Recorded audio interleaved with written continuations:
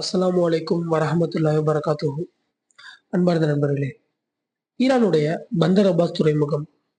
இந்த பந்தர் அப்பாஸ் துறைமுகம்ன்றது தான் ஈரானுடைய ஒரு மிகப்பெரிய துறைமுகம். அது மட்டும் இல்லாம, ஈரானுடைய அதிக வருமானம் வரக்கூடிய துறைமுகமும் இதுதான்.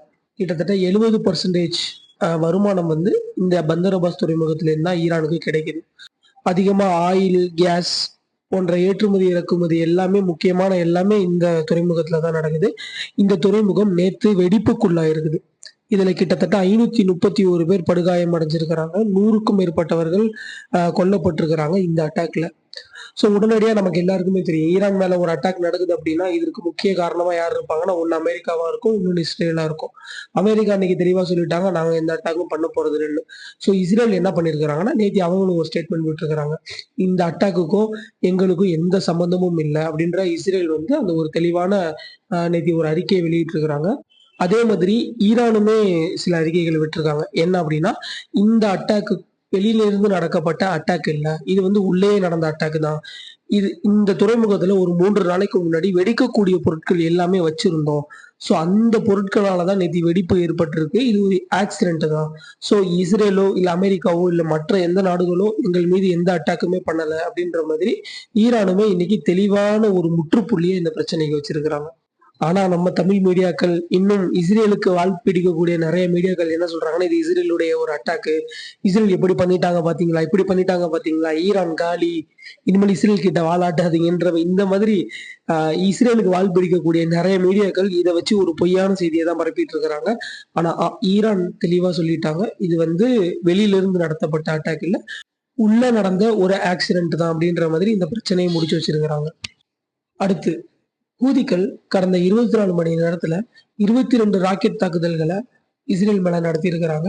இஸ்ரேலுடைய ஹைஃபா, டெல் அவீவ் போன்ற பகுதிகள் மேல நடத்தியிருக்கிறாங்க. இதுக்கு எந்த ஏவுகணை பயன்படுத்தியிருக்கிறாங்கன்னா, ஹைப்பர்சோனிக் பாலிஸ்டிக் மிசைல் தான் யூஸ் பண்ணியிருக்கிறாங்க.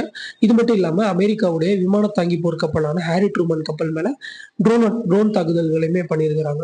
ஸோ இதற்கு அவங்க என்ன தெளிவா சொல்றாங்கன்னா, பாலஸ்தீனத்துக்கு சுதந்திரம் நீங்க குடுக்குற வரைக்கும் எங்களுடைய தாக்குதல் நிக்க போறதில்ல. எங்களுக்கு எவ்வளவு அழிவு வந்தாலும் சரி, உங்கள நாங்க அழிக்காம விட மாட்டோம். உங்களுடைய பல இடங்கள நாங்க அழிக்க தான் போறோம் அப்படின்ற மாரி இந்த அறிக்கையுமே சேர்த்து வெளியிட்டிருக்கிறாங்க. இதை தவிர்த்து இன்னைக்கு ஒரு ஸ்பெஷலான அட்டாக்கையுமே ஹூதிகள் பண்ணியிருக்கிறாங்க. இதை ஏன் ஸ்பெஷலான அட்டாக்குகள்னு சொல்றேன்னா, F-35 விமானங்கள பத்தி நமக்கு தெரியும். இஸ்ரேலுடைய மிக துல்லியமா தாக்கக்கூடிய விமானம் தான் F-35. இது ஒரு டேஞ்சரான விமானமும் கூட. இப்ப காசால பல பில்டிங் அழிச்சு வச்சிருக்கிறாய்ங்க. 75,000 பேர கொன்னு வச்சிருக்கிறாய்ங்க. 1,20,000 பேரு கிட்ட படுகாயம் அடைஞ்சிருக்கிறாய்ங்க. இது எல்லாத்திற்குமே முக்கியமான பங்கு அப்டின்னா, அந்த F-35 விமானங்கள் தான். இந்த விமானங்கள வச்சுக்கிட்டு தான் பல அட்டூழியங்கள பண்ணாய்ங்க இந்த இஸ்ரேல். ரீசென்ட்டா ஈரான் கூட ஒரு அட்டாக் பண்ணியிருந்தாங்க இஸ்ரேல் மேல. அதுல ஒரு 7 F-35 விமானங்கள காலி பண்ணியிருந்தாங்க. ஸோ இந்த நிலையில நெகோவ் பாலைவனத்துல, அதாவது இஸ்ரேலுடைய நெகோவ் பாலைவனத்துல, நெவாட்டின்ற ஒரு பகுதியில தான் அந்த F-35 விமானங்களுக்கான விமான தளங்கள வந்து அமைச்சிருந்தாங்க இஸ்ரேல். ஸோ இந்த F-35 இருக்கிற இந்த விமான தளத்து மேல தான் நேத்தி மிசைல் அட்டாக் பண்ணியிருக்கிறாங்க ஹூதிகள். ஹூதிகள் இன்னொரு விஷயம் என்ன சொல்றாங்கன்னா, இந்த தாக்குதல் துல்லியமா அட்டாக் பண்ணப்பட்டிருக்குது. வெற்றிகரமாகவும் அட்டாக் பண்ணப்பட்டிருக்கு அப்படின்ற மாதிரி சொல்றாங்க.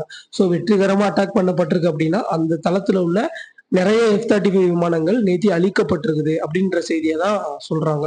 இதுல எத்தனை F-35 விமானங்கள் துல்லியமா அழிக்கப்பட்டிருக்கு அப்படின்ற எந்த கணக்கும் வரல. ஆனா இந்த அட்டாக் சக்சஸ்ஃபுல்லா நடத்தப்பட்டிருக்கு அப்படின்றத மட்டும் ஹூதிகள் தெளிவா சொல்றாங்க.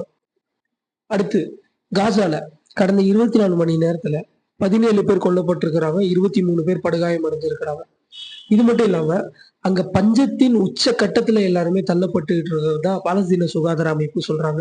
அதாவது அவங்களுக்கு உண்பதற்கு உணவு இல்ல, குடிப்பதற்கு தண்ணி இல்ல, மருத்துவ பொருட்கள் இல்ல. எல்லாத்தையுமே காசாக்குள்ள அலோவ் பண்ணாம ரஃபா பார்டர்லயே எல்லா ட்ரக்கையுமே நிறுத்தி வச்சிருக்கிறாங்க இஸ்ரேல். ஸோ இது ஒரு மிகப்பெரிய அநியாயத்தின் உச்ச கட்டமா தான் பார்க்கப்படுது. ஸோ அவங்களுக்கு ஒரு உணவு கூட குடுக்காம, அவர்கள பஞ்சத்தில் அடிபட்டு, அவர்களுக்கு உணவு இல்லாம, பசியாலேயே அவங்கள கொல்லணும். விமானங்கள் மூலமாவும் கொல்லணும், துப்பாக்கிகள் மூலமாவும் கொல்லணும். மேலும் இந்த பசி மூலமாவும் கொல்லணும்ன்றதுல தான் அவங்க உறுதியா இருக்கிறாங்க இஸ்ரேல். இந்த போர உடனடியா நிறுத்துறதுக்காக மறுபடிக்கும் மீண்டும் ஒரு பேச்சுவார்த்தையை தொடங்கி இருக்கிறாங்க எகிப்து கெய்ரோல ஹமாஸ் தரப்புல இருந்து. ஸோ இந்த பேச்சுவார்த்தை சக்சஸ்ஃபுல்லா ஆயிடுச்சு அப்படின்னா, உடனே இந்த போர் நிறுத்தப்படும்ன்றத எல்லாருமே நம்பலாம்.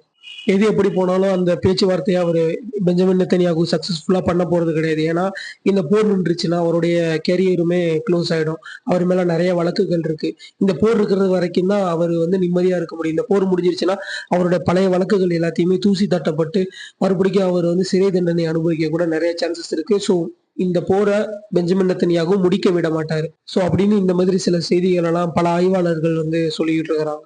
எது எப்படி போனாலும் இன்னைக்கும் காசால சரமாரியான அட்டாக்குகள ஹமாஸ் பண்ணிக்கிட்டு இருக்கிறாங்க. பல இஸ்ரேலிய துருப்புகள் கொல்லப்பட்டுட்டு இருக்கிறாங்க.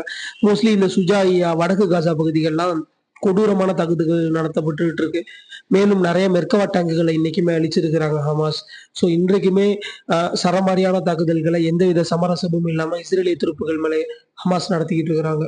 இன்றைக்கும் பல பேர் கொல்லப்பட்டிருக்கிறாங்க அப்படின்ற சில செய்திகள் வந்த வண்ணம் இருக்குது.